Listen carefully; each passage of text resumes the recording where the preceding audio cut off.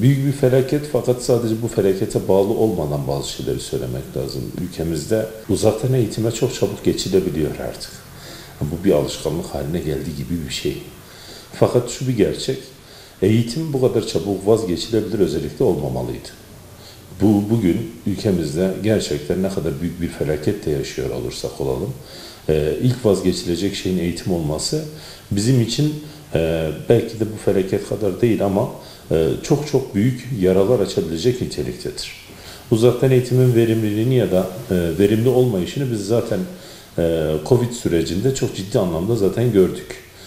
Halen bunun etkilerini yaşıyoruz. Aradan ciddi bir zaman geçmiş olmasına rağmen halen oradaki eksikleri toparlamak için ciddi çabalar gösteriliyor.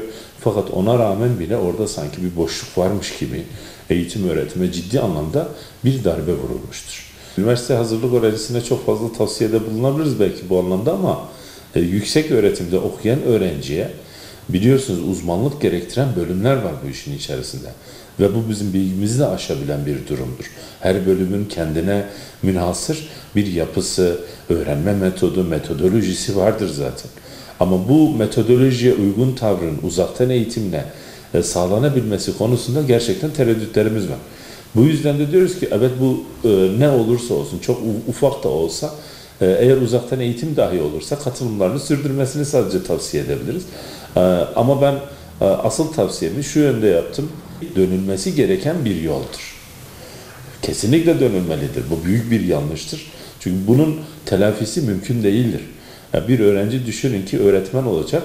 4 yıl bir eğitim alması gerekiyor. Bu eğitimi verebilmesi için akademik olarak geliştirmesi gerekiyor ki öğrencinin karşısına girip bunu anlatabilsin, bunu yapabilsin, o etkinliği, o uygulamayı gerçekleştirebilsin.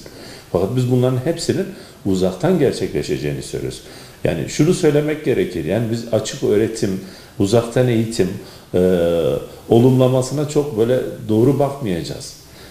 Çünkü gerçekten aynı şeyi ifade etmiyor. Yani o sınıfı teneffüs etmesi lazım ya da o mühendisin ya da mimarın ya da doktorun açıkçası birebir de bu uygulamayı belli oranda gerçekleşmesi gerekiyor ki daha sağlıklı bir hizmet sunabilsin. Düşünün ki biz bugün depremden söz ediyoruz ve gerçekten büyük bir felaketten söz ediyoruz. Bazı illerimizde neredeyse taş üstünde kalmadı. Bunu yapan müteahhitler, bunu yapan mimarlar, bunu yapan mühendisler, bunu yapan işte belediyecilik, yerel yönetimleri, bunun herkesin bu işin içerisinde belli oranda bir katkısı var. Bunlara bakıyorsunuz, bunların içerisinde uzmanlardan söz etmek zorundayız. Peki bu eğitimi nasıl aldılar? Uzaktan mı aldılar acaba? Alabildiler mi ya da?